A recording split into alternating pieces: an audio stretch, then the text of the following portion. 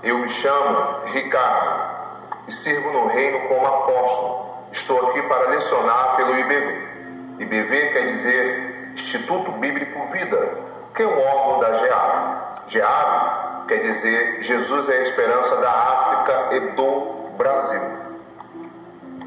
Vamos à primeira aula do curso básico em teologia com a matéria Aconselhamento Cristão.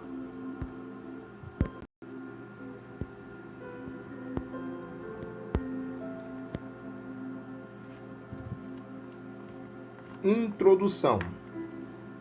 Os termos conselhos e aconselhamento não pertencem ao espanhol segundo a Real Academia Espanhola, pelo menos não na conotação que damos a ela.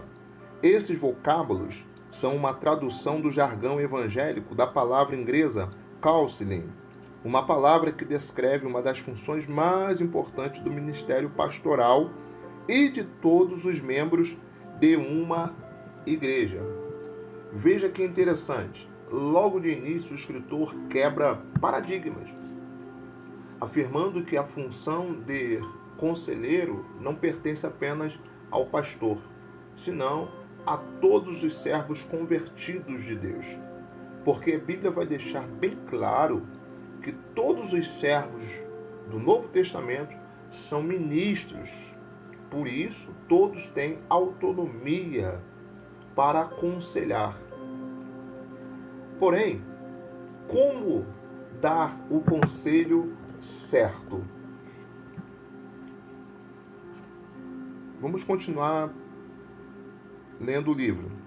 Com expressão aconselhamento bíblico, me refiro àquela que tem que tem como fundamento as Sagradas Escrituras. Com isso, quero dizer que a Bíblia que define as motivações, os objetivos e as estratégias do aconselhamento. São as Escrituras que nos dão o fundamento teórico para a prática de aconselhar. Daí a resposta. De acordo com o livro, nós devemos usar a palavra de Deus para dar o conselho certo. É ela quem nos dá a base para dar um bom conselho. Ela deve ser a motivação. É por meio dela que nós temos as melhores estratégias para aconselhar. Uma outra pergunta muito interessante que nós podemos fazer: em quais áreas o conselheiro cristão pode atuar? Será que ele pode atuar somente na vida espiritual da pessoa, ou ele pode atuar em todas as áreas? Porque o ser humano ele tem muitos problemas. Tem problema na vida financeira e etc, etc. Vamos continuar lendo o livro. Com isso, não me refiro somente à parte espiritual, senão todas as partes do ser humano, porque somos seres integrais. Às vezes cremos que como cristão podemos aconselhar só no campo espiritual. Mas segundo as Escrituras, todas as coisas são espirituais. Todas estão interrelacionadas. Um problema de ira é espiritual. Um problema matrimonial é espiritual, e etc. A Bíblia é suficiente para mudar vidas, não somente os problemas espirituais. Ok? Então ela é completa. Então nós temos a resposta. Como cristão, podemos dar conselhos para todos os tipos de problema, para todas as áreas da vida da pessoa, tendo em vista que nós devemos usar a palavra de Deus como base.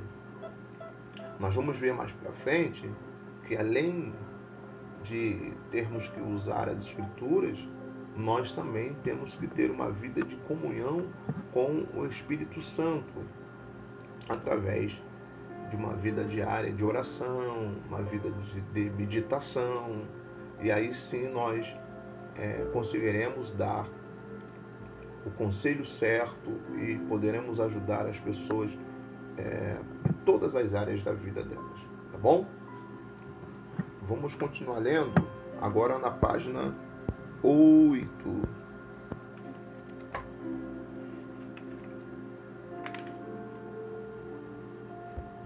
O conselheiro bíblico. Hoje em dia existe a ideia generalizada de que os únicos que podem dar os conselhos são os psicólogos, psiquiatras, orientadores ou outros profissionais das ciências sociais. Porém, a Bíblia diz outra coisa.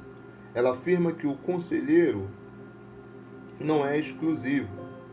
Ou melhor, ela afirma que o conselho não é exclusivo para os espertos ou profissionais. O aconselhamento não é uma ciência, é uma questão espiritual. Nós precisamos atentar bem para esse detalhe. Lembre-se, o aconselhamento deve ser com base nas escrituras sagradas. E o cristão, ele deve dar conselhos e não opiniões. Isso é muito importante, porque nós vemos muitas pessoas querendo opinar de acordo com as suas experiências. Não que as nossas experiências não sejam válidas. Sim, são válidas. Porém, nós não podemos colocar as nossas experiências acima da palavra de Deus. Nós não devemos fazer isso nunca. Nós devemos aconselhar com base nas escrituras sagradas e na direção do Espírito Santo. Sendo assim, além dos psicólogos, psiquiatras, orientadores e outros profissionais das ciências sociais, nós também podemos aconselhar. Ou melhor, a Bíblia vai deixar bem claro que nós, como servo de Deus, passamos a ser um canal de Deus, porque na realidade nós não vamos falar de nós mesmos, nós vamos falar da palavra de Deus. Logo, quem vai aconselhar não somos nós, e sim o próprio Espírito Santo. Ele vai nos usar para que nós possamos dar o conselho certo, conselho de acordo com a palavra de Deus. Ele vai nos fazer lembrar da palavra de Deus para que nós possamos dar o conselho certo. Então, além dos psicólogos, psiquiatras e orientadores, entre outros profissionais das ciências sociais, nós também podemos aconselhar biblicamente falando. Vamos continuar lendo o livro.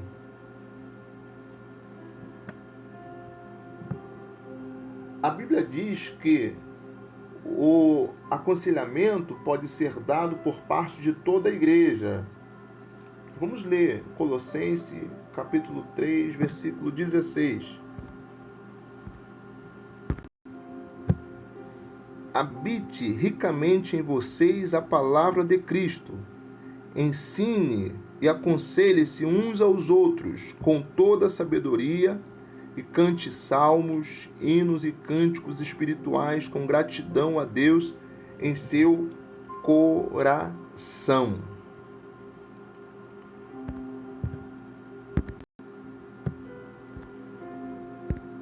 Vamos voltar a ler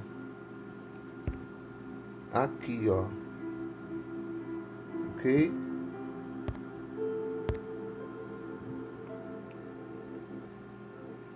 Adam o expressa da seguinte maneira: Deus chama a cada um para aconselhar a outros em algum ponto, algum tempo, sobre algo. Com respeito a Gálatas 6:1, Adam continua dizendo: a ordem é clara. Todos têm que restaurar qualquer irmão ou irmã a quem Deus tenha colocado providencialmente em nosso caminho a cada dia. O aconselhamento bíblico é parte do discipulado cristão, que Deus nos chama a fazer na grande comissão, como parte do ID de Jesus. Esse nos diz que devemos fazer discípulos em todas as nações.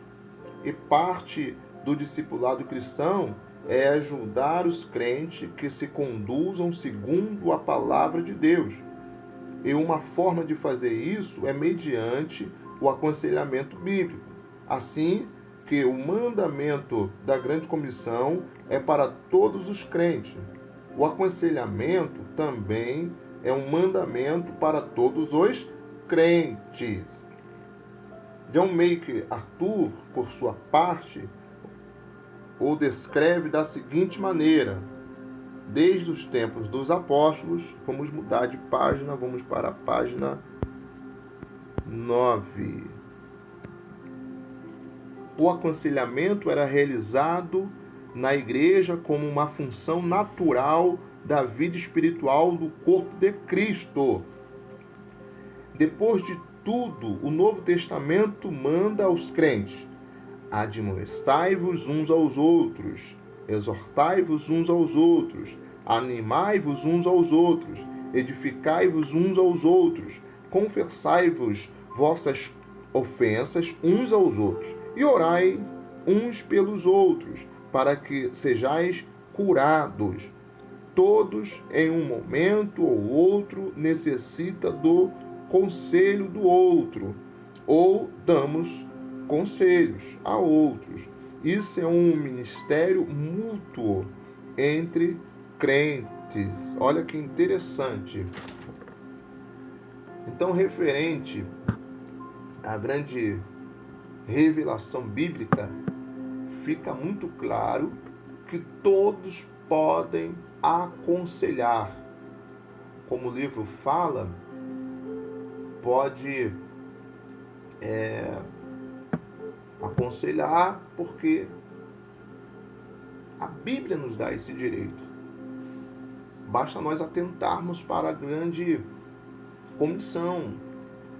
A grande comissão, na tradição cristã, foi a última instrução dada pelo Senhor Jesus, já ressuscitado, aos seus discípulos para que eles espalhassem seus ensinamentos para todas as nações do mundo. E essa grande comissão, ela foi confirmada pelos 4 evangelistas. Vamos ler Mateus capítulo 28, versículo 18 adiante. Diz assim a sacrossanta palavra do Eterno: Então Jesus aproximou-se deles e disse: Foi-me dada toda a autoridade nos céus e na terra.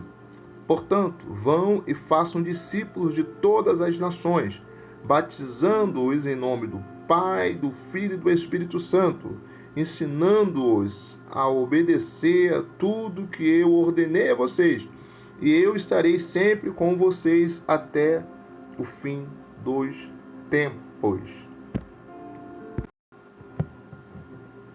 Alguns teólogos entendem que essa ordem foi dada apenas aos apóstolos, devido a mesma autorizar os discípulos a curar os enfermos. Porém, acredito que não haja dúvida que a ordem de apregoar o Evangelho é para todos. Isso quer dizer que Jesus autorizou discípulos a batizar, ensinar, curar e aconselhar. Ou seja, nesse tempo do Novo Testamento, todo crente foi constituído um ministro, um sacerdote do Senhor.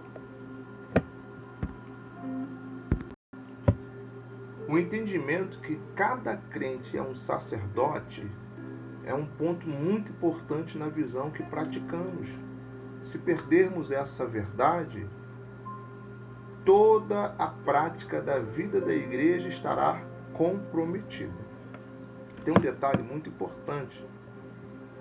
Quando Jesus falou assim, ide fazer discípulos, bem, na minha visão, Jesus ele quis falar o seguinte: ide fazer discípulos para mim. Ou seja, ensine os homens que eles precisam me imitar, seguir os meus princípios, ter a minha mente. O que isso quer dizer? Que nós não podemos sustentar a ideia que nós temos que ter discípulos. O único que teve essa ousadia foi o apóstolo Paulo, que falou assim: olha, sejam os meus imitadores assim como eu sou de Cristo. E mesmo assim, há quem interprete essa palavra de maneira diferente. Há quem interprete essa palavra da seguinte maneira: imite a Cristo assim como eu imito. Então, é necessário que fique bem claro que os discípulos é para o Senhor Jesus. Eles precisam imitar o Mestre. Porque eu tenho dúvidas se nós temos condições de falar para as pessoas nos imitarem. Acho que é um pouco complexo. Né? Um pouco complexo. Então fique bem claro. E de fazer discípulos para Cristo e não para nós. Porque hoje em dia nós vemos muitos líderes fazendo discípulos para si e não para Cristo.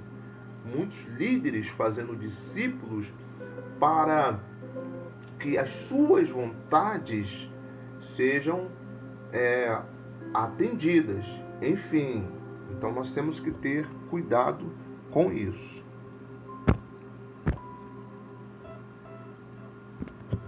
Nós vamos voltar a ler aqui, ó.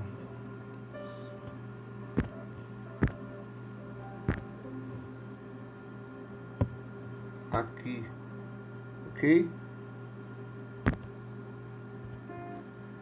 Supostamente, o cristão leigo não deve buscar problemas entre os irmãos para resolver, isto é, ser um intrometido, o que vem a ser pecado. Mas sim, deve aconselhar quando Deus colocar alguém em seu caminho. Temos que atentar para isso, ou seja, não devemos procurar os problemas, devemos deixar que o Espírito Santo nos conduza para não sermos intrometidos, achando que podemos resolver os problemas de todo mundo. Não sei se os irmãos conhecem alguém assim, né? Então nós temos que ter muito cuidado com isso. Continuemos na leitura. É uma necessidade que cada ministério da igreja deve realizar. Pastores, missionários, mestres de escola dominicais, pastores de jovens, líderes de homens e mulheres, etc. Cada um desses ministérios tem sob seu cargo a responsabilidade de uma parte do corpo de Cristo. E estes têm a necessidade de receber conselhos bíblicos, ou seja, todos os membros desses ministérios, desses departamentos, têm a necessidade de receber conselhos bíblicos. Não somente os membros, mas também os líderes, seja pastores, missionários, enfim, todos nós, em algum momento da vida, precisamos receber conselhos bíblicos.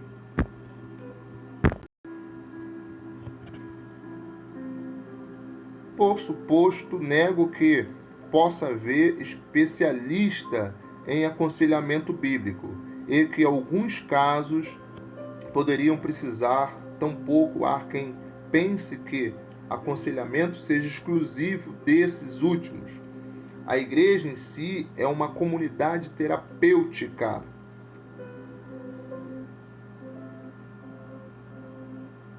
Atkinson e Fielder nos dizem: a igreja deveria constituir a melhor comunidade terapêutica do mundo. A diferença de que qualquer outra, centrada em um conselheiro psicólogo e seus clientes. A igreja não é uma comunidade artificial, ou seja, é completamente diferente, porque a igreja ela vai visar tratar o espiritual da pessoa. E normalmente outros profissionais serão técnicos, ok? Vamos mudar de página. Vamos para a página 10. Enfatiza a aceitação, o perdão. O que a igreja faz como uma casa de terapia?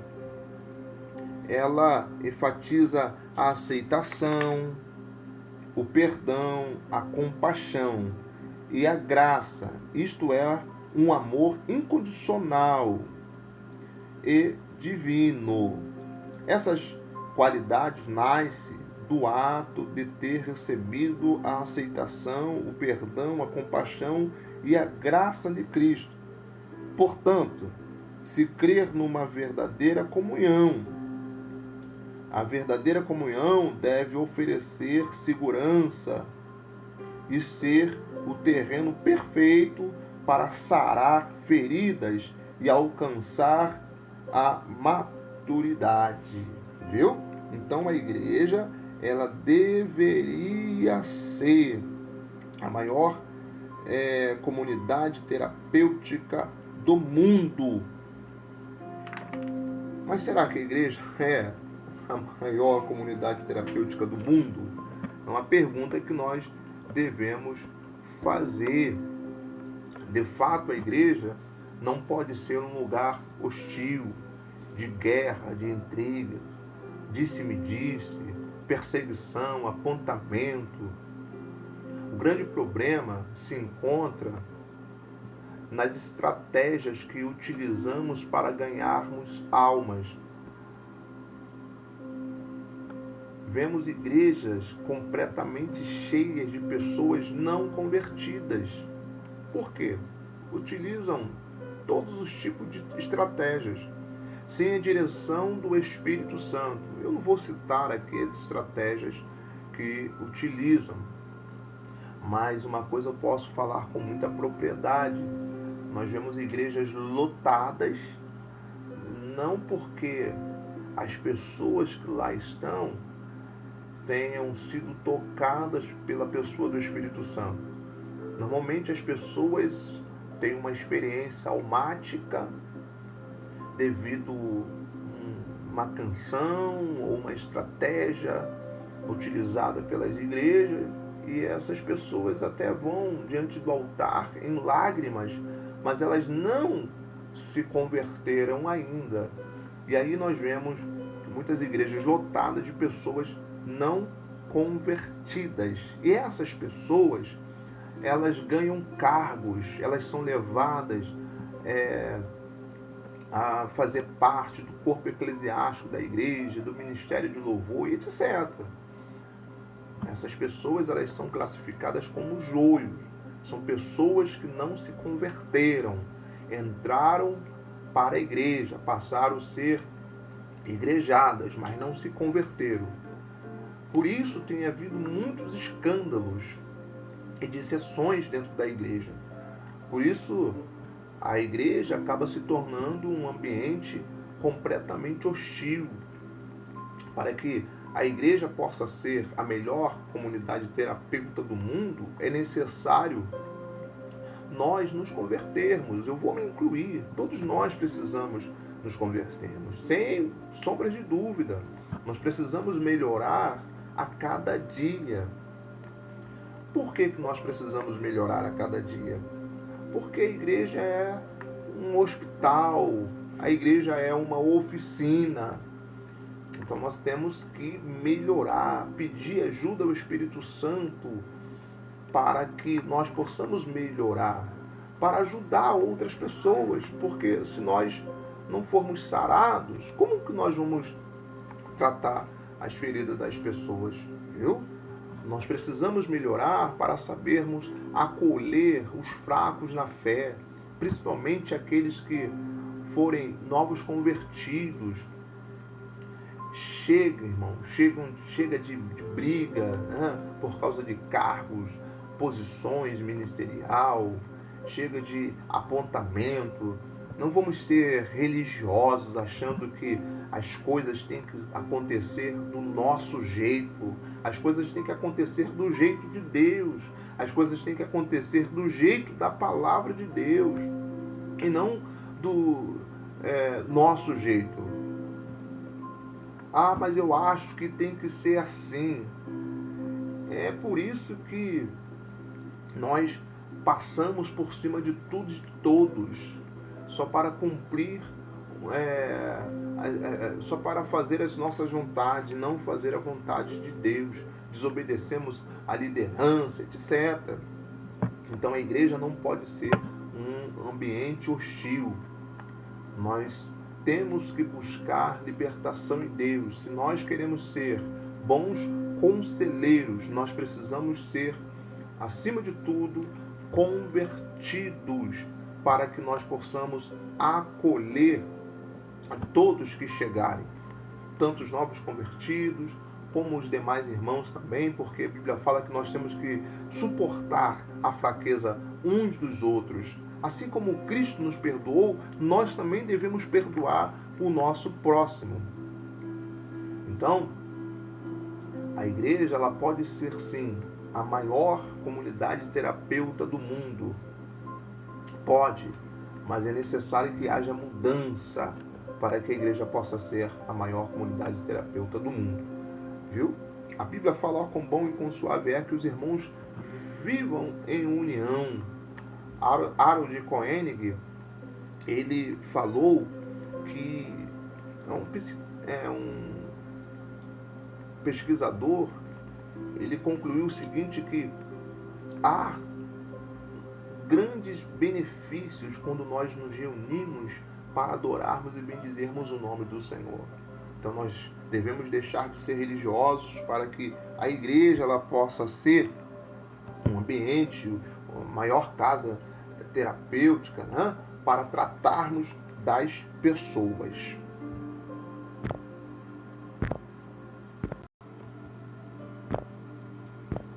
Nós vamos voltar a ler aqui, ó. Ok. Agora, como disse anteriormente, considero que pode haver especialista em aconselhamento bíblico. E um que é chamado a isto é o pastor da igreja. O pastor é essencialmente chamado para a tarefa de aconselhar, além do chamado para pastorear a igreja. Isso inclui o trabalho de aconselhamento. Adam menciona, se bem que todo cristão tem de ser um conselheiro para seu irmão cristão. A obra de aconselhar, como uma vocação especial, é designada particularmente ao pastor. O pastor foi chamado ao aconselhamento como sua função ou ofício dentro da igreja, além do trabalho da pregação. Ao pastor, Deus que lhe tem dado a carga e a autoridade para exercer o aconselhamento. Adam menciona que os pastores são chamados a buscar os problemas da igreja com intenção de cortá-los pela raiz. Olha que interessante, viu? Então, apesar que tem algo muito importante nessa questão do pastor ter esse ofício de conselheiro.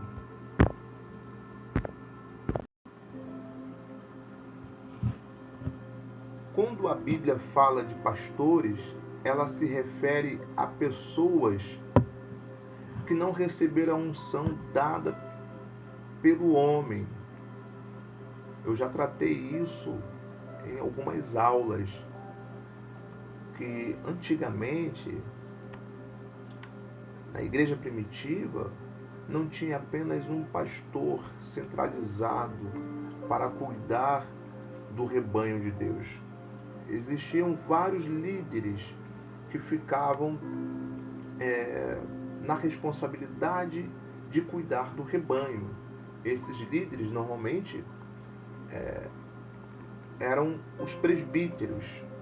Então, quando a Bíblia fala sobre os pastores, a gente acaba tendo a ideia de um homem centralizado, um pastor de CNPJ. Talvez até o escritor do livro quis passar essa ideia, né, de um homem centralizado, um presidente. Não que seja errado nós termos um presidente. Não, não é errado. Nós temos um líder. Hoje mudou. Mas enfim, por que eu estou falando isso? Porque existem muitos pastores que não foram ungidos pelo homem, mas foram chamados por Deus. Quem são esses pastores? São pessoas que se preocupam com o seu próprio. Sabe aquela pessoa que vai para o culto e ao chegar lá ele nota a falta de alguém e logo ele entra em contato para saber se aconteceu alguma coisa, né? Então, são pastores diferentes, pastores que nem se preocupam com a unção, não se preocupam com o título em si. Ele quer fazer a obra de Deus. Mas enfim, o livro fala dos pastores que conhecemos hoje, os do CNPJ. Esses não precisam entender de tudo, pois, como nós já vimos, os pastores podem pedir para um dos membros aconselhar, uma vez que a Bíblia dá esse direito, essa liberdade. O pastor ele pode chamar alguém que tenha habilidade em determinados assuntos. De repente, digamos que um dos membros seja contador, né? E o outro membro esteja com problema nas finanças. Esse pastor ele pode chamar esse contador para que ele possa então aconselhar esse membro. Lembrando que, embora o membro seja um contador, ele vai procurar aconselhar biblicamente, ele vai ser um conselheiro cristão, né? Porque muitas das vezes acontece das pessoas gastarem o dinheiro naquilo que não é pão, das pessoas não saberem administrar o dinheiro, não é isso? Muitas das vezes a pessoa nem batizada, não é batizada, a pessoa nem é dizimista, não é isso? Então, o contador, embora ele seja profissional e tenha habilidade para aconselhar a pessoa, ele vai procurar conduzir esse conselho com base nas escrituras sagradas. Lembrando que a maioria dos problemas que o ser humano passa, eles são de ordem espiritual, ok?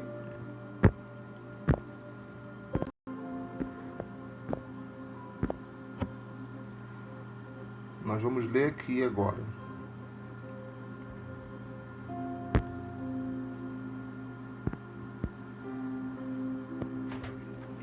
Vamos lá. Princípios bíblicos para aconselhar. O conselheiro e a Bíblia. No aconselhamento bíblico, a revelação de Deus nas Escrituras tem preponderância. Ou seja, é mais importante. Deus se revelou a nós através da Bíblia. Isto é o que os teólogos chamam de revelação especial. Assim, Deus nas Escrituras nos revela de forma especial as verdades sobre si mesmo e sobre a relação do homem em 4 dimensões. Vamos lá. Como que a Bíblia pode nos ajudar sobre a revelação do homem em 4 dimensões? Sua relação com Deus, sua relação consigo mesmo, sua relação com o próximo e sua relação com a criação. Olha como é importante o conselheiro conhecer as Escrituras. Porque se o homem tiver problema com a sua relação com Deus, a Bíblia vai orientá-lo o que ele deve fazer para melhorar a relação dele com Deus. Se o homem tiver problema com relação com a sua relação consigo mesmo, né? Aí são problemas de ordem psicológicas e enfim, né? Aí a Bíblia ela vai passar a orientação correta de como o homem deve fazer para resolver os seus problemas internos, sua relação com o próximo. Se o homem ele tiver algum problema com o próximo, esse próximo inclui aí os familiares, a esposa, o patrão, enfim, a Bíblia ela vai ensiná-lo como ele deve fazer para melhorar a relação dele com o próximo e sua relação com a natureza. Então a Bíblia ela é completa. Por isso que o conselheiro ele precisa seguir os princípios das Escrituras Sagradas, ele precisa se nutrir com as Escrituras Sagradas para que ele possa dar um bom conselho. Continuemos na leitura.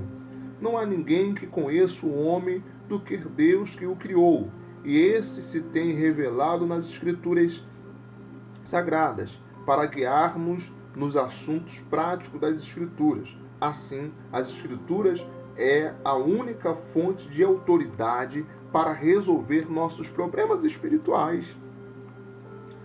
O aconselhamento sem as Escrituras é um aconselhamento sem o Espírito Santo.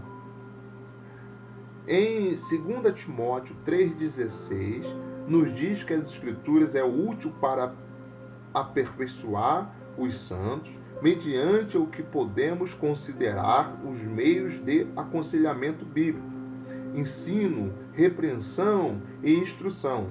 Deus é o único e verdadeiro conselheiro. Nós somente somos seus porta-vozes. Amém? Então a Bíblia ela é a ferramenta essencial para todos os conselhos que nós formos dar. Vamos ler em 2 Timóteo 3,16. 2 Timóteo 3,16 diz assim: toda a Escritura é inspirada por Deus e útil para o ensino, para a repreensão, para a correção e para a instrução na justiça. Vamos mudar de página, vamos para a página 12.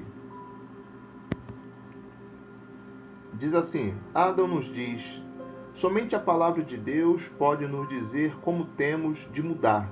Somente na Bíblia se pode achar a descrição veraz do homem, sua situação apurada e difícil, e a solução que Deus dá em Cristo. Somente as Escrituras podem nos dizer que tipo de pessoas temos de ser.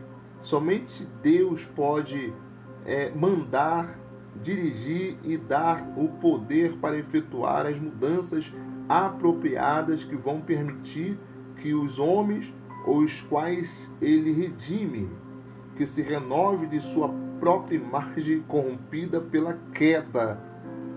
A palavra de Deus é suficiente para conduzir-nos numa vida piedosa. A palavra trata de tudo o que precisamos. Não há um versículo para cada tema. Isso seria muito simples, mas fala sobre todos os temas. Podemos resumir isso na expressão: na Bíblia não está tudo, mas fala de tudo. A Bíblia não é uma enciclopédia para irmos a ela com a atitude de obter informações. É incorreto. Ela não está acomodada assim. Obviamente, há temas na palavra de Deus que se tem versículos concretos, mas em muitos casos Contamos com princípios bíblicos e isso tem de ser explicado às pessoas. A Bíblia diz para pensarmos biblicamente. Visualizemos desde a perspectiva das Escrituras. Contudo, o aconselhamento cristão deve ser feito a partir de uma cosmovisão bíblica verdadeira. Portanto, seus conceitos sobre Deus, Jesus Cristo, o homem, o pecado, os meios da graça, a vida e do mundo em geral, deve partir das Escrituras sagradas. É muito importante atentarmos para esse detalhe.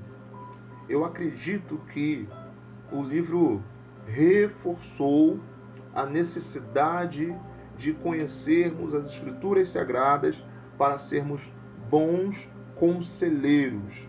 Porém, no finalzinho aqui da página 12, está falando o seguinte, que nós temos que ter uma cosmovisão de acordo com as Escrituras.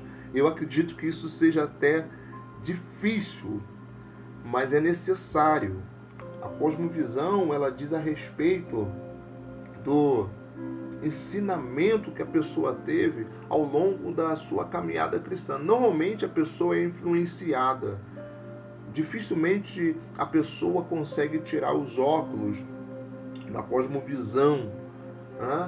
E quando ela ler alguma coisa, algum livro, ou até mesmo analisa alguma situação, ela acaba analisando de acordo com a cosmovisão do ensinamento que teve ao longo da sua caminhada cristã. Por isso que o livro está falando o seguinte, que temos que dar os conselhos de acordo com a cosmovisão bíblica verdadeira. Por exemplo, o que nós entendemos a despeito de Deus, o que nós entendemos a despeito de Jesus. Tem pessoas que vê Deus como carrasco, como um Deus injusto. Tem pessoas que não entendem como que a graça de Deus alcança o pecador. Então nós temos que ter uma cosmovisão bíblica. Repito, é difícil? Mas é necessário que tenhamos uma cosmovisão bíblica para que nós possamos dar os conselhos de acordo com as Escrituras. Vamos avançar um pouco mais. Vamos para a página 13. E pronto. O aconselhamento e o ser humano. O aconselhamento bíblico deve partir de uma antropologia bíblica e não de uma humanista ou de outro tipo. Recomendo que um conselheiro cristão tenha lido livros e tenha tido curso de antropologia bíblica. Antropologia é o estudo sobre o homem, já que é essencial ou entender como Deus vê o ser humano para poder aconselhá-lo de maneira adequada. Continuando, cito aqui alguns princípios que vêm da Bíblia sobre o ser humano. Vamos lá. Os seres humanos foram criados com a necessidade de conselho. Isso da parte da humanidade. Desde Gênesis vemos um Deus que mostra como o homem deve viver. Deus é chamado de maravilhoso e conselheiro. O homem, eu vou acrescentar aqui, né? O homem tem a necessidade de receber conselhos. Por isso, Deus não nos deixa só, pois Ele é um Deus imanente, ou seja, um Deus presente. Além de Ele ser um Deus transcendente, Ele é um Deus presente. Ele não é um Deus que nos deixou, né? nos criou e nos deixou. Por exemplo, um fabricante de relógio de parede fabrica o relógio e depois esse relógio passa por alguns processos até chegar na prateleira para venda e depois o fabricante não tem mais contato com esse relógio. Deus não fez isso conosco. Deus, ele se relaciona conosco. Por isso que ele é chamado de maravilhoso e conselheiro. Deus, ele sempre procura se relacionar com o homem, porque ele sabe que nós precisamos ser guiados. Por isso que Deus também usa homens. Deus nos usa para que nós possamos ajudar a outros. Outro princípio. O homem foi criado por Deus, a sua imagem e semelhança, para agradar a Deus, ainda que essa imagem tenha sido distorcida pelo pecado desde a queda. Do contrário do que dizem os psicólogos humanistas, o homem não é um animal, não age por instinto sexual, instinto de sobrevivência, senão por decisão.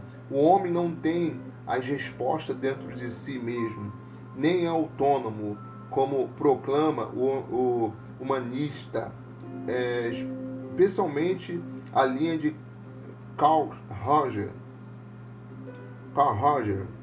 O único que tem as respostas é Deus. Ele as tem revelado através de sua palavra nas Escrituras Sagradas. O homem é totalmente dependente de Deus, que o criou e tem dado a vida e o tem deixado viver. O homem definitivamente necessita de Deus. O homem não é naturalmente bom, porém é pecador. O pecado é uma transgressão da lei. Vamos pular um pouco aí. Vamos para a página 14. Pronto.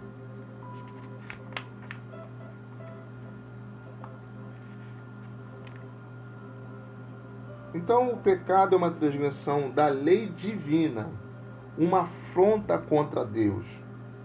Muitos dos problemas humanos, como o alcoolismo e a homossexualidade, não deve ser taxada como enfermidade. O faz esse conceito é tirar a própria responsabilidade. Quando nós taxamos o alcoolismo, a homossexualidade como doença, nós estamos tirando a responsabilidade do homem. Não que isso não seja uma doença, pelo menos nós sempre conhecemos como o alcoolismo, não a homossexualidade, mas o alcoolismo nós conhecemos como doença, viu? Porém, nós vemos que se o homem ele é um alcoólatra, é porque ele automaticamente deu vazão à sua carne, não somente problemas com álcool, mas todos os demais problemas, com drogas. Se o homem ele hoje é dependente químico, é porque um dia ele desejou, não é isso? E acabou cedendo esse desejo. Então ele acabou virando um dependente químico. Então ele não deixa de ser pecador. Ou seja, ele não é coitadinho, vamos dizer assim. A homossexualidade também não é tão diferente. Houve desejos. Normalmente eu falo para as pessoas que têm problema com a homossexualidade o seguinte: olha, já pensou se nós formos dar vazão a todos os nossos desejos? Misericórdia. Então nós temos que nos arrepender, pedir perdão a Deus e mudar de vida. Porque se eu tenho um desejo de matar alguém, então eu vou matar. Não, não é assim que funciona. Um exemplo que eu estou dando, né? Nós temos que conter esse desejo. Ok? Enfim, todos são pecadores, assim como nós também. E todos carecem da graça e da misericórdia do Senhor. Então nós temos que ter cuidado, porque quando nós taxamos o alcoolismo, a homossexualidade, entre outros erros, como enfermidade, nós estamos tirando a responsabilidade do homem. Muitos dos problemas do ser humano são originados do pecado. armatogênico, isto é, engendrados pelo pecado da pessoa, seja este passivo ou ativo, e ainda quando o sujeito passivo é responsável por suas reações pecaminosas. Nunca, como conselheiro, devemos minimizar o pecado. Lembremos que é uma rebelião contra Deus e tem que ser levado seriamente. Para o humanista Carl Rogers, os conselheiros devem ajudar os clientes para que aceitem seus pensamentos negativos, os admitam e os validem. Para o conselheiro bíblico, os pensamentos negativos são pecados e o chama para a confissão de pecados e ao arrependimento, né? Então, o humanista Carl Rogers, ele vai falar o seguinte, que o conselheiro, ele deve ajudar os clientes a aceitar os seus pensamentos negativos e admitam e os validam, né? Deixa isso quieto, aceita, isso é normal. Já o conselheiro cristão, ele vai conscientizar a pessoa que os pensamentos negativos ou determinadas práticas são pecados e a pessoa precisa se arrepender e mudar de vida. Ok? 4. O homem é responsável por seus problemas. Os problemas não devem abaixar a autoestima, com certeza que não. Nem são produtos dos pecados dos demais. Há quem culpe a sociedade ou outros. Sabe aquela pessoa que sempre quer colocar a culpa em alguém? O esposo que não está agindo corretamente dentro de casa e ele está sendo atraído por outra mulher, enfim, e ele vai começar a colocar a culpa na sua esposa, para dizer o seguinte: não, eu saí de casa porque minha esposa deixou de fazer isso ou aquilo. Enfim, o homem sempre vai procurar um culpado e vice-versa, né? A Bíblia diz que eu sou responsável por meus próprios pecados.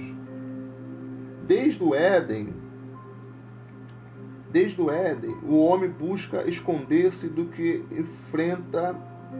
Desde o Éden, o homem busca se esconder do que enfrentar seus problemas. E, além do mais, lança a culpa em outro. A responsabilidade é a capacidade de responder a cada situação da vida segundo os mandamentos de Deus. Vamos ler aí Lamentações de Jeremias 3:29.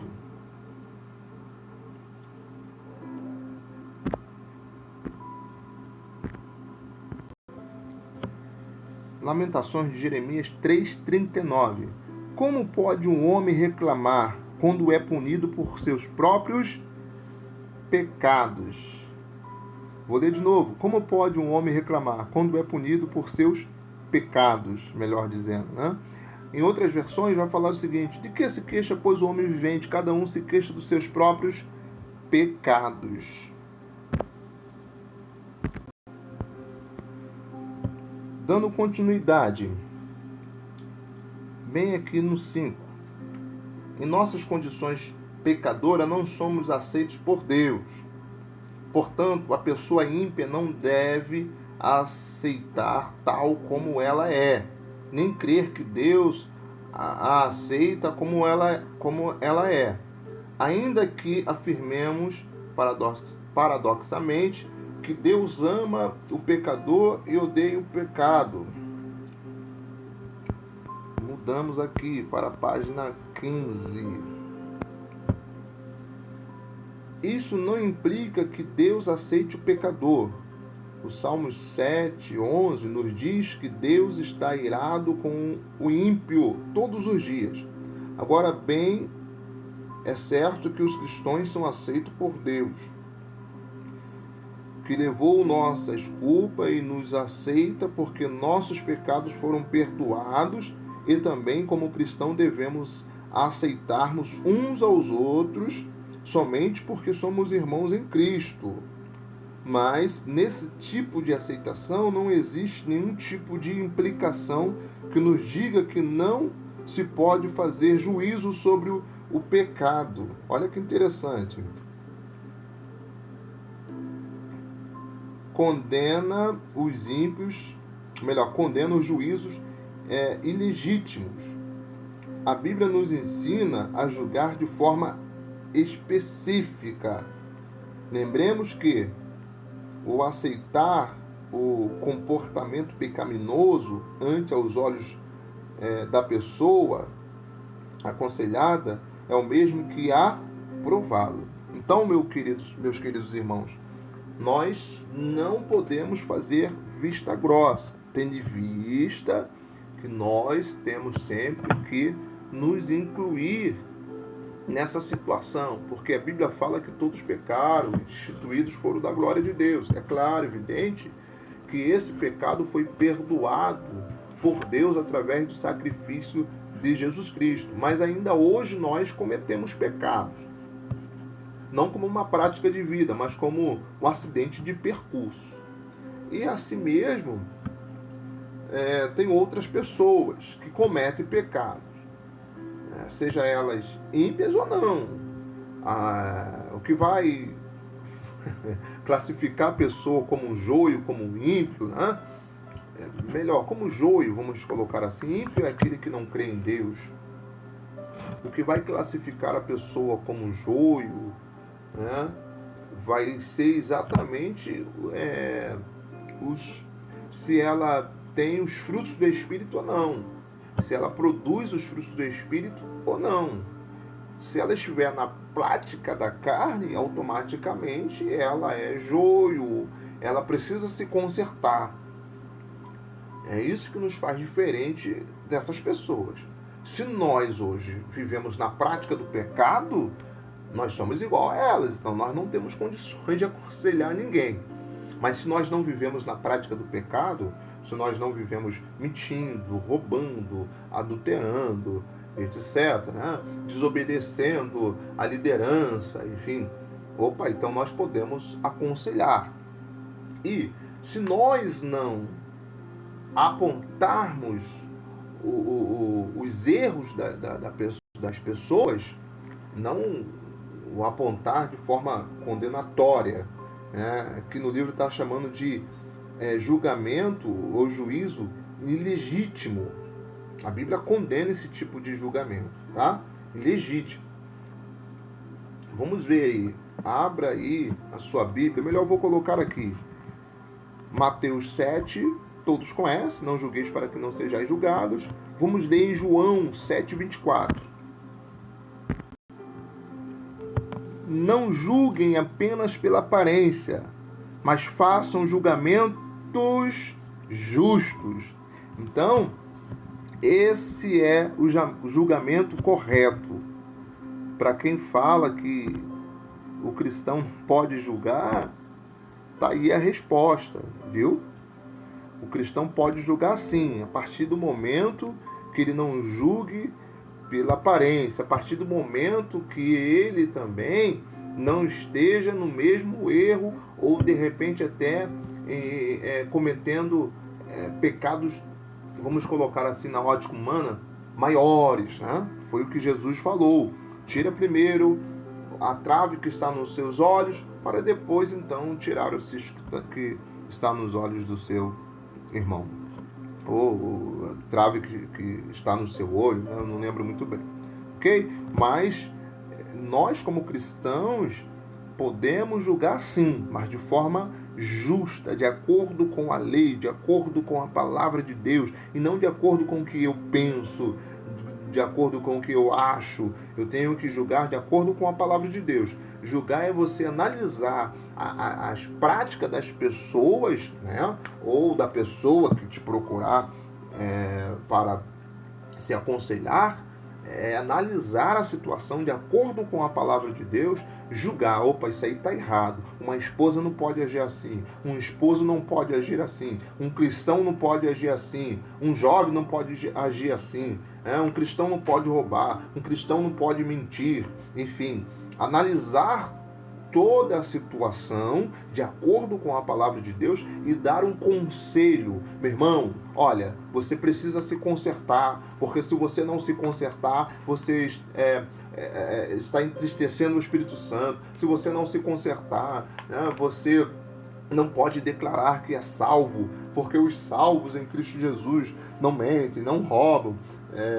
Os salvos até erram, até pecam, mas eles têm um pecado como acidente de percurso. Se você realmente, enfim, com jeitinho, com certeza, mas é necessário falar a verdade, porque quando nós não falamos a verdade, nós estamos concordando com o erro, com o pecado, e aí acabamos sendo cúmplices, ok? Então, nós temos que falar a verdade.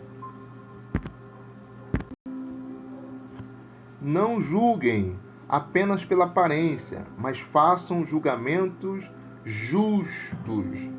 Então, o que seria fazer um julgamento justo? Fazer julgamento justo é analisar cada questão, cada problema, de acordo com a palavra de Deus, e não de acordo com o que nós achamos, de acordo com o que nós pensamos, mas sim de acordo com a palavra de Deus. É nosso dever conscientizar que todos somos pecadores e carecemos da graça de Deus. Isso quer dizer que se nós pecarmos, nós entristecemos a pessoa do Espírito Santo. É claro que quando a Bíblia fala que todos pecaram, a Bíblia está se referindo ao pecado original. E quando Jesus morreu na cruz do Calvário, derramando o seu sangue, foi justamente para nos perdoar desses pecados. Mas, no entanto, até hoje nós continuamos pecando. Diariamente nós entristecemos a pessoa do Espírito Santo.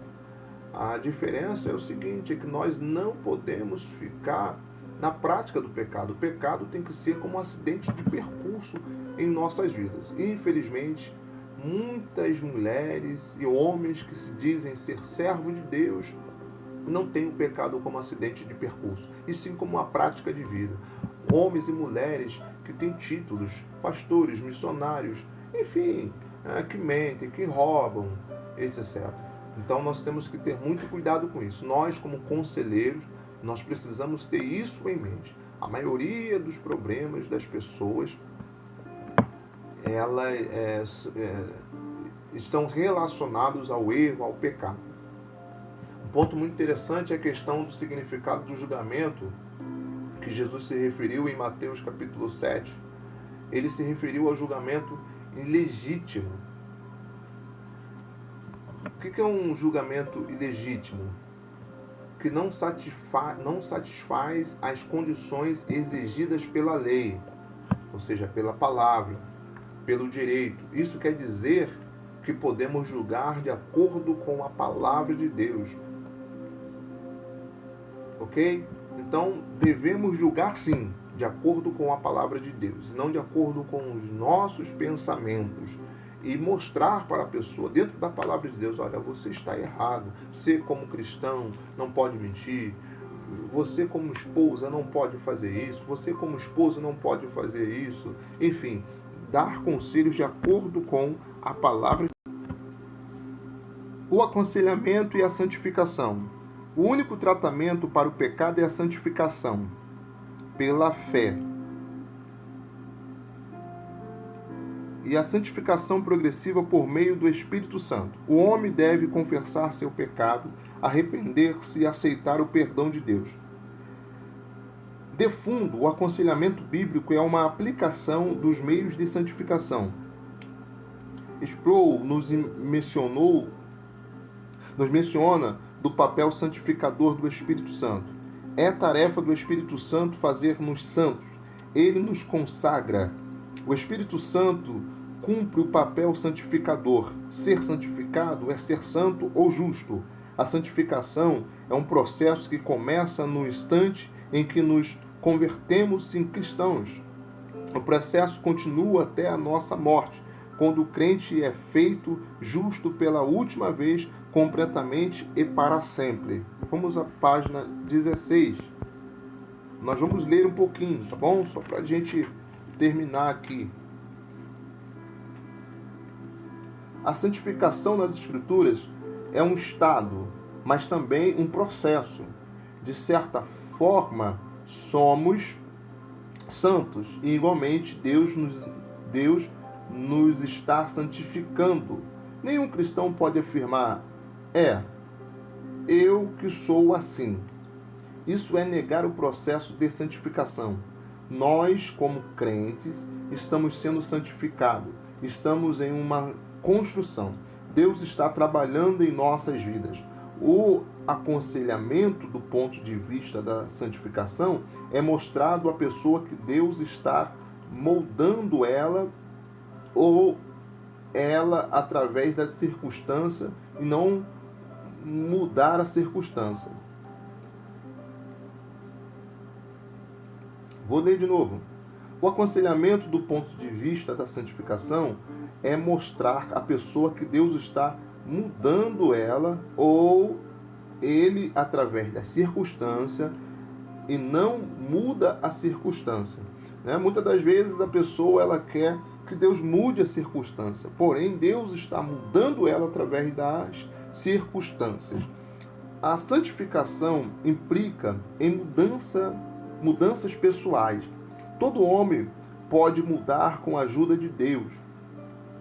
O mudar o hábito não é fácil, mas é possível. Os cristãos não podem dizer que não pode. O mudar hábito não é fácil, mas é possível. Os cristãos não podem dizer que não pode. Lembramos que não há nada impossível para Deus.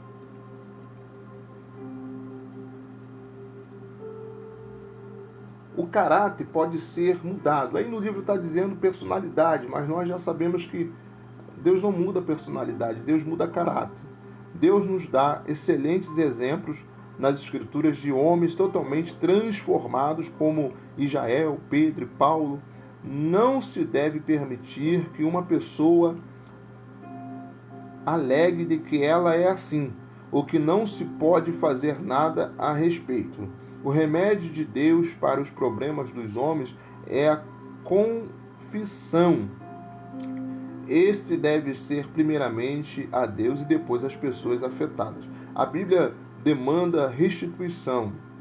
Além do mais, confessar de que tem pecado contra outra pessoa e pedir-lhe perdão é bom. Se isto for possível, solicitar sua ajuda para romper as velhas pautas e estabelecer novos padrões bíblicos. É muito interessante. Todos os servos de Deus precisam entender que o processo de aconselhamento está ligado com a santificação, pois quem vive uma vida de comunhão com o Espírito Santo é orientado por ele e procura não pecar. Sendo assim, se a pessoa que estiver pedindo conselho a despeito de seu casamento, tente identificar onde está o erro, pois talvez a esposa não esteja agindo corretamente.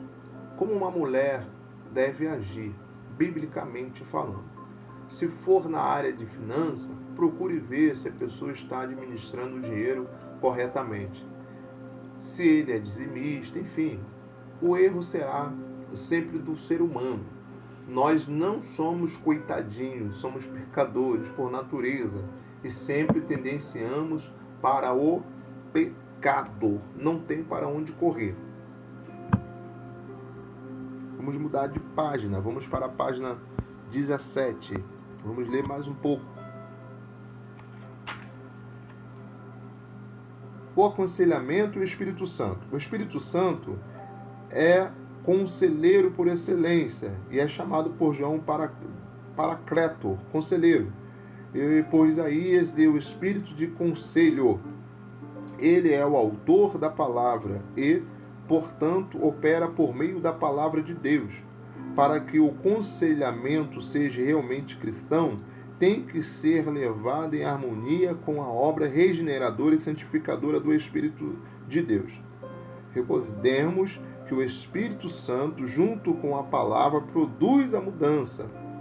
John MacArthur nos diz: o novo nascimento é a obra soberana do Espírito Santo, e todos os aspectos do verdadeiro crescimento espiritual na vida do crente é produzido por ele, utilizando as Escrituras. O conselheiro que passa por alto esse ponto experimentará o fracasso, frustração e desalento. Só o Espírito Santo pode obter mudanças fundamentais no coração. Portanto, ele é o elemento indispensável em todo aconselhamento bíblico efetivo. O conselheiro armado com a Bíblia pode oferecer direção e passos objetivos para a mudança.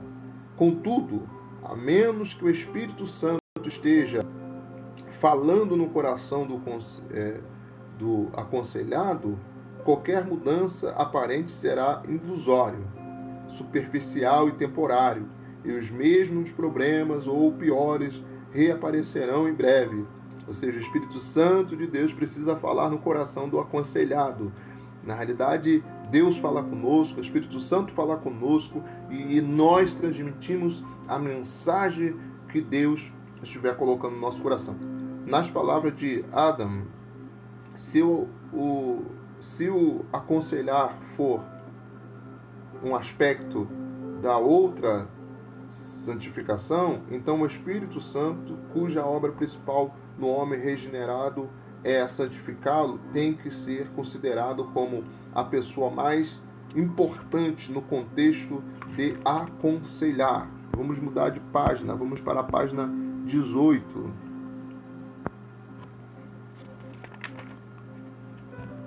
Significa que a função do conselheiro é simplesmente declarar o que Deus diz.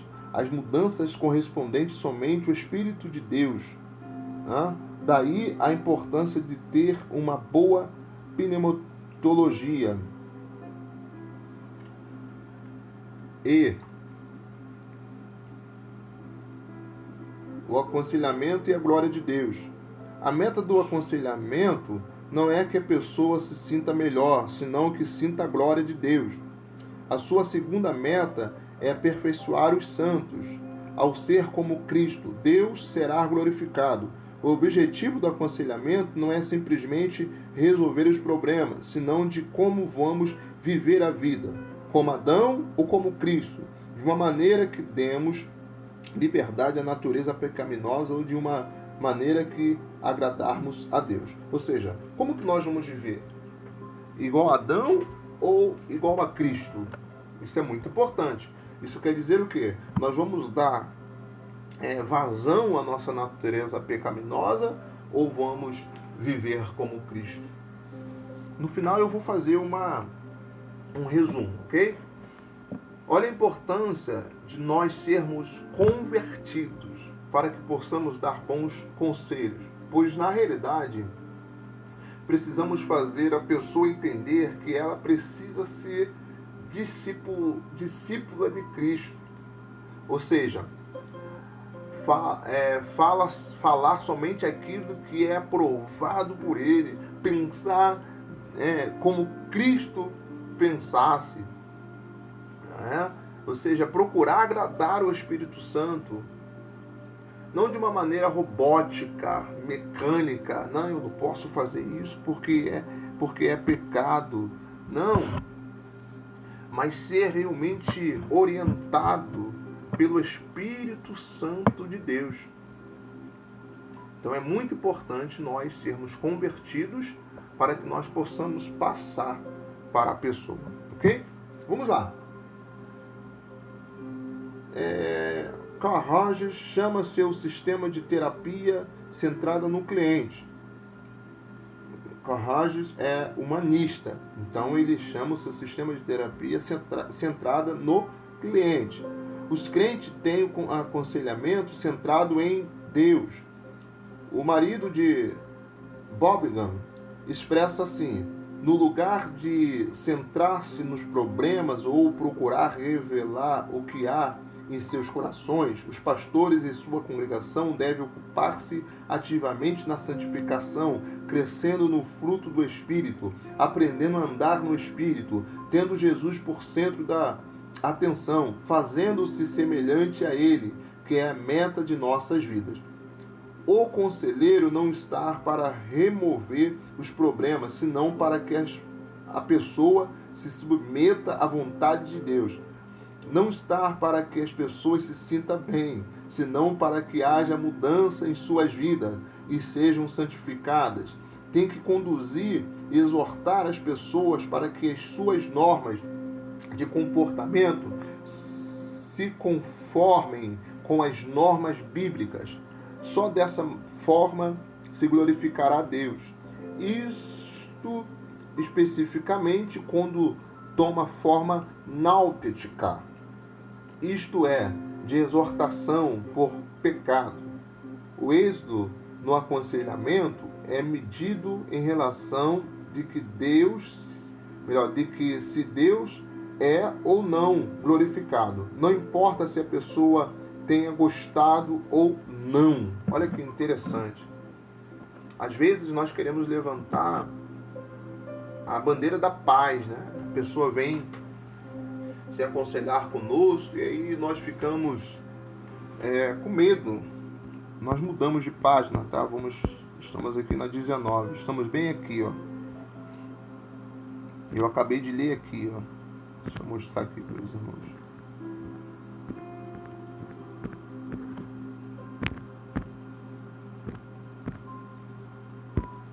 Eu acabei de ler aqui, ó. Bem aqui. Bom, vamos dar continuidade já já. Mas enfim, nós temos que ter em mente que nós estamos a serviço do Senhor. Então, nós temos que falar aquilo que o Senhor queira que falemos. E não ficar com medo de falar. A verdade tem que ser dita. A Bíblia fala: conhecereis a verdade vos libertará. O vocábulo grego nauticis, de onde temos o termo transliterado náutico, que em português equivale a admoestar, exortar, ensinar, é rico de significado e não possui equivalente exato em português. Acredito que o versículo em Colossenses 1, 28 vai falar melhor. Vamos ler Colossenses 1, 28. Nós o proclamamos, advertindo e ensinando a cada um com toda sabedoria, para que apresentemos todo homem perfeito em Cristo. Então, essa é a nossa função, ok?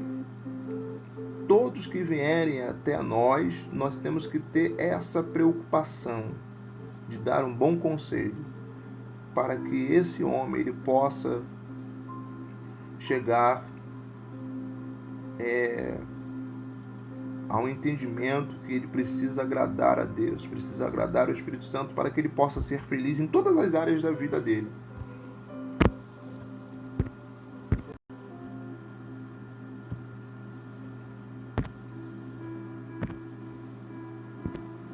Nós vamos voltar a ler aqui, ó.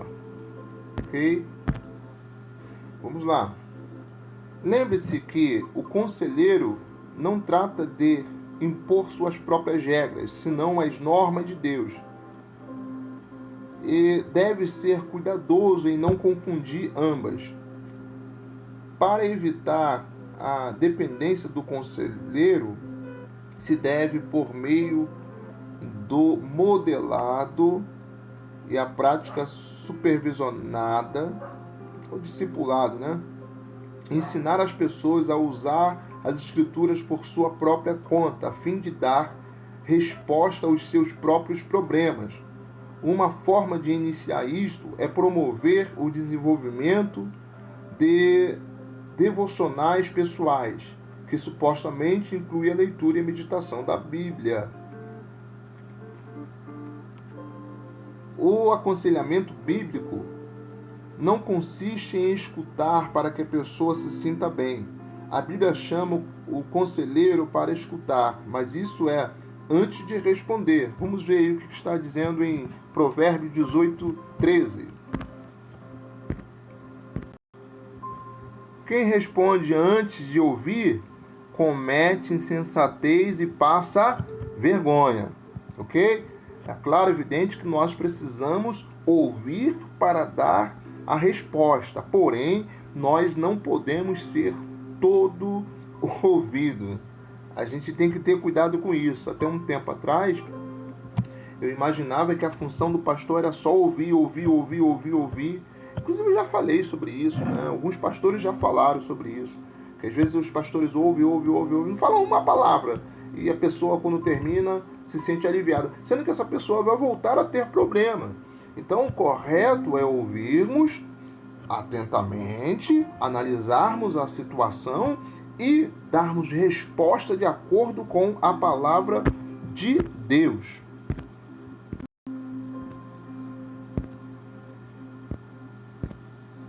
Nós vamos voltar a ler aqui, ó.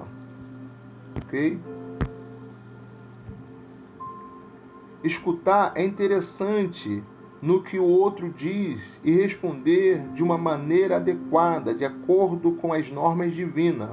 O humanista Carl Rogers menciona que o terapeuta deve estar alerta e responder aos sentimentos expressados do cliente e ao conteúdo intelectual. Para Rogers, o terapeuta deve evitar contestar e responder ao sentimento acompanhado pelas suas expressões. Você já sabe quando a pessoa está te contando uma coisa horrenda, ele está falando assim, não pode manifestar, ouvir isso fazendo expressões e tal, né? Aí a pessoa está contando uma coisa horrenda, a gente faz uma cara feia assim, né? Ele está falando assim, não pode. Um humanista, né? Carl Rogers, ele pensa assim. Ele fala o seguinte, que a gente não pode confrontar o indivíduo. Sendo que o conselheiro cristão, ele vai aprender que ele deve confrontar sim de acordo com a palavra, com certeza, né? Vamos mudar de página, vamos aqui para a página 9, nós já estamos terminando.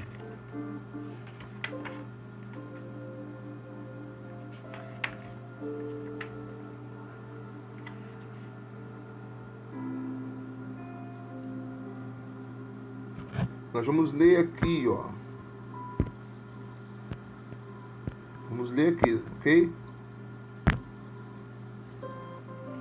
Por outro lado, o simples cartaz não é objetivo do aconselhamento bíblico, senão que as pessoas se sujeitem à vontade de Deus. Isto é, que realmente glorificará a Deus. O aconselhamento bíblico, nesse caso, é totalmente oposto ao aconselhamento humanista. Por exemplo, para o conselheiro humanista, Carl Rogers, um dos elementos centrais da terapia é a descarga emocional, isto é, a liberação dos sentimentos. Para ele, essa descarga emocional ou liberação dos sentimentos se volta ao propósito essencial do aconselhamento. Mas como conselheiro cristão, sabemos que realmente a descarga emocional não tem sentido se a pessoa o faz com um fim em si mesmo e não com a motivação de agradar a Deus. Segundo Rogers, quando o conselheiro mostra uma simpatia vigiada entre as atitudes expressadas pelo cliente e reconhece ou esclarece seus sentimentos, a entrevista está centrada no cliente, no pecado do cliente e não como devem ser as coisas. A entrevista deve ter no centro Deus e não a pessoa. Quando colocamos no centro as pessoas, estamos sendo humanista. Quando colocamos no centro Deus, estamos sendo cristão. Por outro lado, Adam nos diz que cada conselheiro deve ver claramente que tudo que faz no aconselhar não só o faz para o aconselhado, senão também para Cristo e sua igreja. Viu então? o humanista Carranjo vai falar o seguinte, que você não pode confrontar nunca conforme eu falei anteriormente. Então, o conselheiro, ele precisa atentar para o seguinte, que quando ele está aconselhando alguém, ele está a serviço do Senhor Jesus. Nós mudamos aqui. Nós estamos aqui na página 21. Ele está a serviço do Senhor Jesus. Nós estamos aqui, ó. E também a serviço da igreja do Senhor Jesus. Ok? Então, por isso que ele deve agir de forma adequada na direção do Espírito Santo.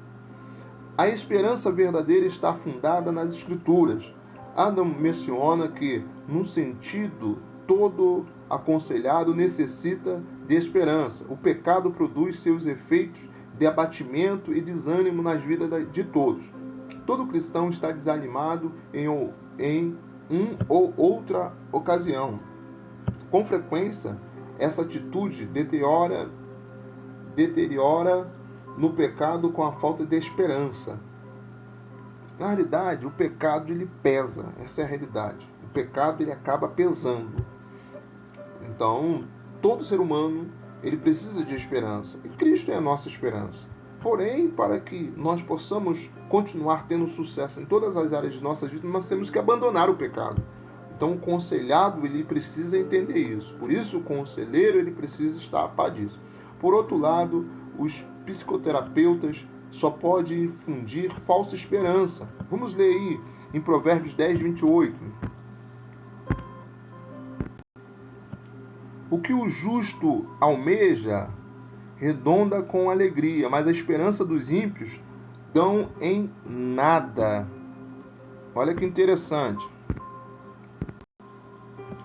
Quando as pessoas não têm sentido para os seres humanos, para Deus tem sentido. Ou melhor, quando as coisas não têm sentido para os seres humanos, para Deus tem sentido. Ele sabe o que está fazendo em sua soberania. E é algo em que os crentes podem repousar. O conselheiro humanista não tem o recurso da soberania de Deus. Só os conselheiros bíblicos podem dar alento em suas situações de crise, onde se crê que as coisas não têm sentido. Nos casos de Jó, José, Sadraque, Mesaque, Abednego, são testemunhas da soberania de Deus sobre os seus filhos. Podemos confiar que a soberania de Deus é suprema, a esperança no Deus soberano. Nas palavras de Adam, se Deus é soberano, a vida não é absurda, tem um desígnio, um significado, um propósito. Deus tem controle de tudo. Ele é quem permite que o mundo se transborde. Olha que tremendo o que nós estamos vivendo hoje com essa pandemia. Portanto, a esperança é realista. Em Romanos 8:28 diz que todas as coisas cooperam para o bem. Vamos mudar aí, página 22. Que todas as coisas cooperam para o bem. Não que tudo vai ser cor-de-rosa. Ainda quando que a verdadeira esperança aguarda que um bem resulte de provas, não procura negar a realidade do pecado, nem do sofrimento, dor que as provas podem causar. Amém? Que os irmãos possam meditar no que nós estudamos. Depois eu vou compartilhar outro vídeo, mas eu gostaria de fazer um resumo rapidamente. Todos os conselheiros precisam ter em mente que, ao ser direcionado para aconselhar alguém, ele deve conduzir os conselhos de uma forma que a pessoa entenda que para ela ter sucesso em todas as áreas da vida, ela precisa se santificar, porque Deus é santo. E também o conselheiro deve pedir ao Espírito Santo para orientá-lo, pois se não for mediante a ação do Espírito Santo, todo o trabalho do conselheiro será em vão. Sendo assim, O conselheiro deve conscientizar as pessoas que elas devem ler a palavra, meditar na palavra, ter uma vida de oração, uma vida de santificação, deixar o Espírito Santo de Deus realmente trabalhar na vida dela, para que elas possam encontrar a resposta dos seus problemas, né? Fazendo assim, ele fará com que o aconselhado tenha um encontro com a glória de Deus. Amém? Deus vos abençoe e até a próxima aula.